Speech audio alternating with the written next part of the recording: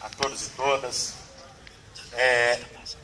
Eu acho que é muito simbólico fazer essa atividade hoje aqui na Funarte ocupada. Eu tive recentemente na ocupação da Funarte lá em São Paulo, de onde eu sou, e também na ocupação do IFAM na Paraíba, em João Pessoa.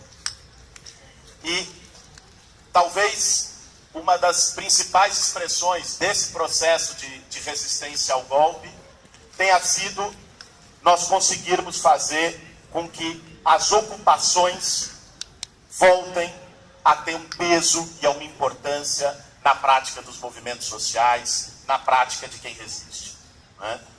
Por muito tempo, os sem terra ocuparam e continuam ocupando no campo, os sem teto, eu sou do MTST, ocupando nas cidades vários outros movimentos. E hoje nós estamos vendo a forma de ocupação se tornando uma forma quase que universal, para todo mundo que quer resistir, quer dizer algo. Os secundaristas ocupando escolas pelo país afora, o povo da cultura e da arte ocupando belamente, como essa ocupação aqui, as sedes do Ministério da Cultura em cada cidade brasileira. E a ocupação, ela é muito mais do que a gente chegar e se apossar de um território. E nisso está o seu símbolo e a sua potência. A ocupação, eu não sei se todos, ou alguns aqui seguramente estão acampados. E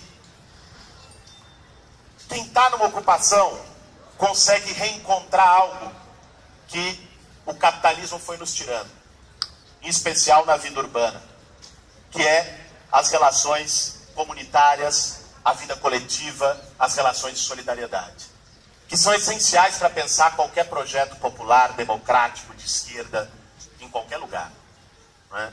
A ocupação, além de ser a tomada de um espaço, ela é também a ressignificação desse espaço com novas relações. Não é à toa que nas ocupações do sem teto, do sem terra, a cozinha coletiva é o elemento básico, fundamental. Não é à toa que onde tem uma ocupação tem assembleia, porque o espaço da ocupação demanda e exige novas formas de decisão que não sejam aquelas que são impostas. As decisões simplesmente de cima para baixo, com regras estabelecidas, sem que as pessoas participem disso. E a ocupação também é um gesto forte de desobediência civil. É um gesto de romper as cercas. É um gesto de, simbolicamente, romper as amarras. Eu acho, inclusive, que talvez os nossos movimentos e a nossa esquerda não está ainda com a força que nós gostaríamos que estivesse para enfrentar este momento, com uma força que poderia ter sido capaz de barrar a entrada do governo ilegítimo. Talvez um dos grandes motivos disso seja que a esquerda deixou de ocupar. Seja que a nossa esquerda e os nossos movimentos, durante os últimos 20, 30 anos, se dedicaram principalmente a fazer a batalha num outro campo. Apenas no campo da institucionalidade, da disputa eleitoral, da disputa parlamentar, reduzindo a política à disputa do Estado.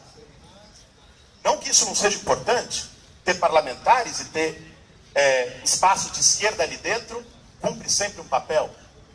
Mas que essa luta tome o lugar daquela que é a nossa luta por excelência, o espaço da luta popular, da luta democrática, da luta da esquerda, que é a rua, aí está o grande problema.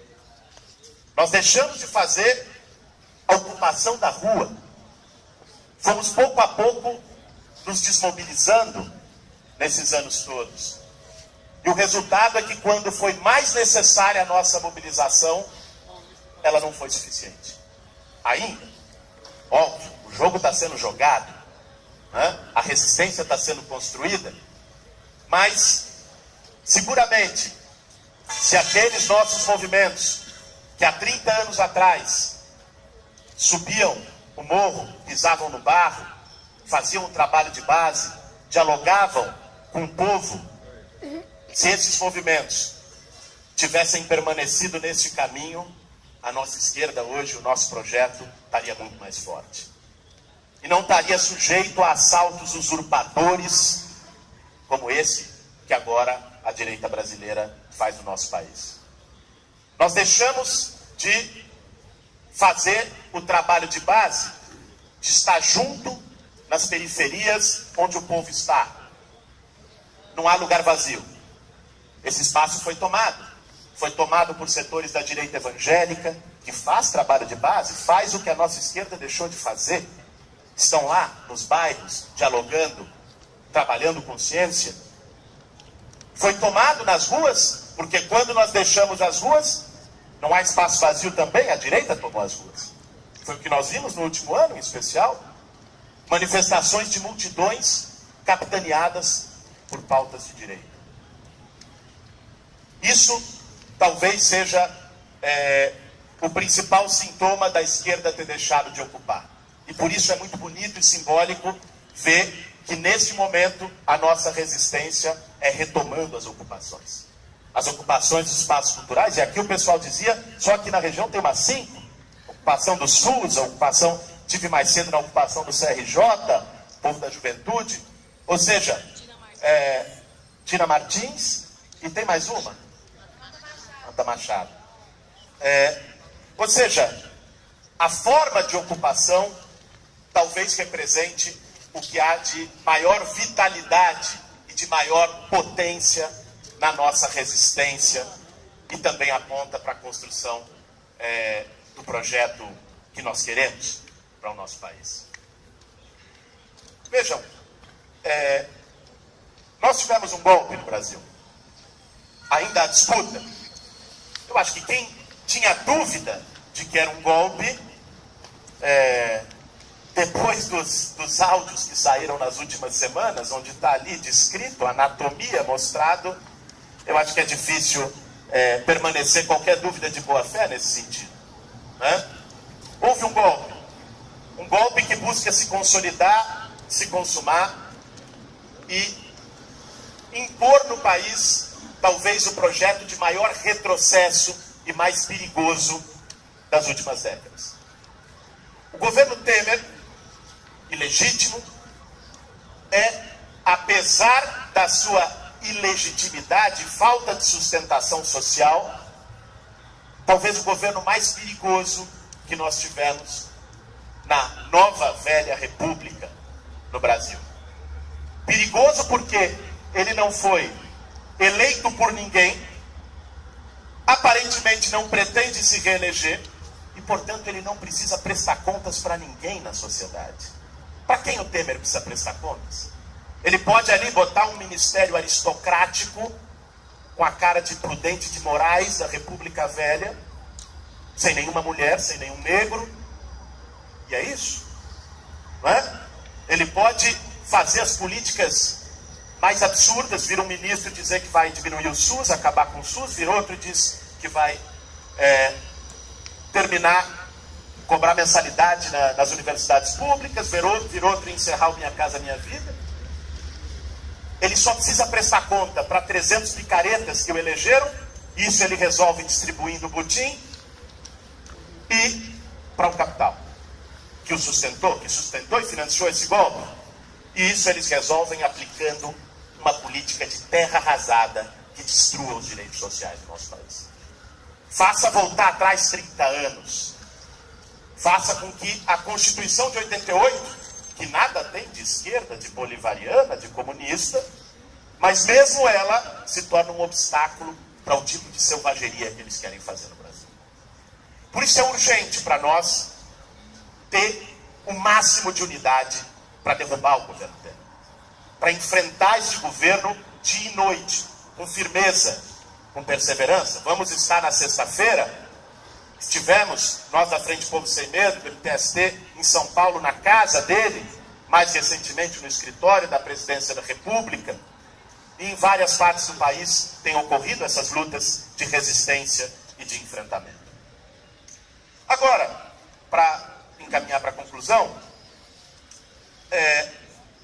eu acho que a gente precisa fazer também um outro debate. Não há a menor dúvida entre nós que a tarefa do dia, para a qual todos e todas temos de estar empenhados, é barrar o golpe nos seus dois sentidos. O golpe de ter um presidente que não foi eleito por ninguém, biônico, e o golpe de ter a aplicação de um programa que também não foi eleito por ninguém. Porque nunca seria, se alguém chegar numa eleição e dizer vou acabar com a Previdência, com a CLT, com os programas sociais e com o SUS, tem o 1% que o Temer tem nas pesquisas de intenção de voto. Jamais. Por isso que um projeto como esse só poderia chegar por via de um atalho golpista. Eles dizem que o nosso projeto não cabe no orçamento. Nós dizemos que o projeto deles não cabe na democracia. Porque a única forma de aplicar um projeto como esse é por vias antidemocráticas. Calando, reprimindo e dando golpe. Agora, nós temos que pensar também os caminhos nossos, da esquerda, dos movimentos, né, para o próximo período.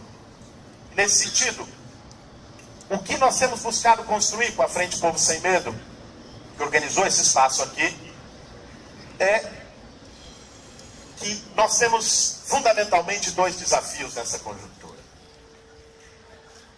O primeiro, seguramente, barrar os retrocessos.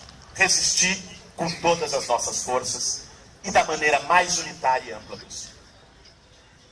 Mas o segundo é que, nessa resistência, nós temos que trilhar os caminhos de um novo projeto de esquerda no Brasil.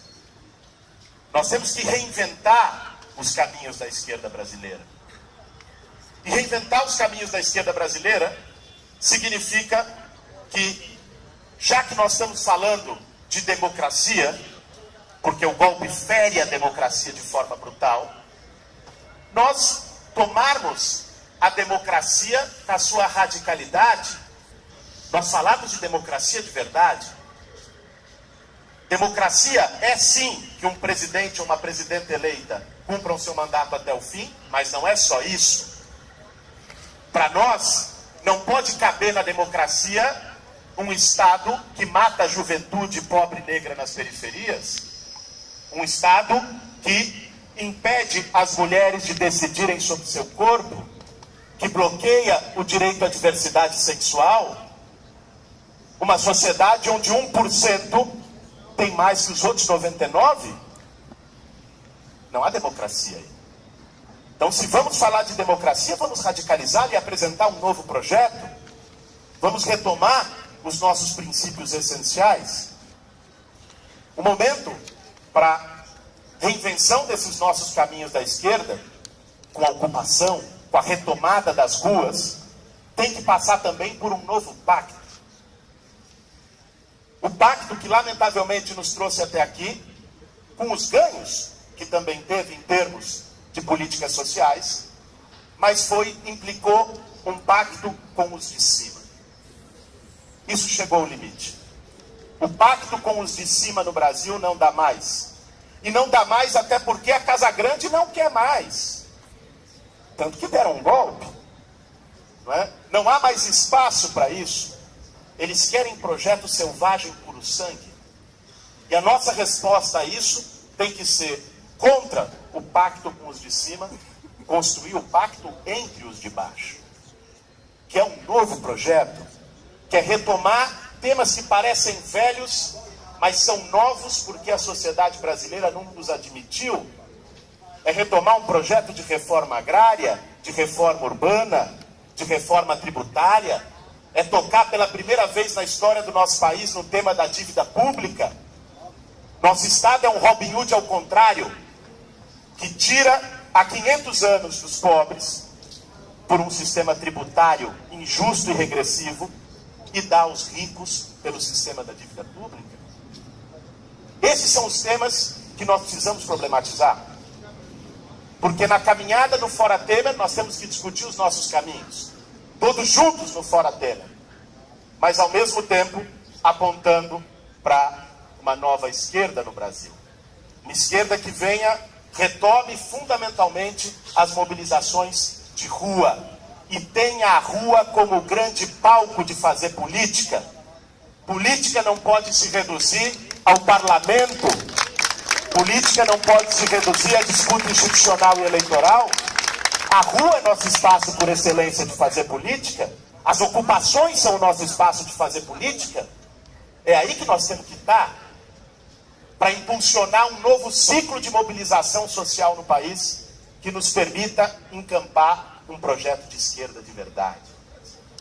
Um projeto de esquerda que combata os privilégios do 1% que há 500 anos dão as cartas por aqui. Esse é o projeto que nós temos que buscar seguir. Com o pé no chão, com o pé no barro, com o pé na luta, mas retomando a nossa capacidade de sonhar, que às vezes uma prática pragmática matou.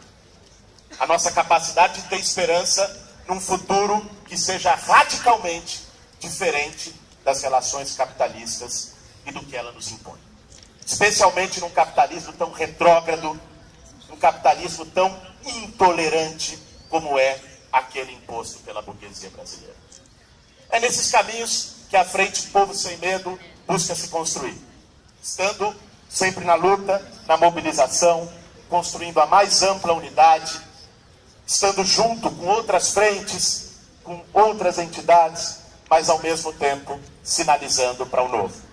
É fora Temer, é barrar o golpe, mas sem cair nas velhas ciladas da conciliação, porque elas nos trouxeram até aqui.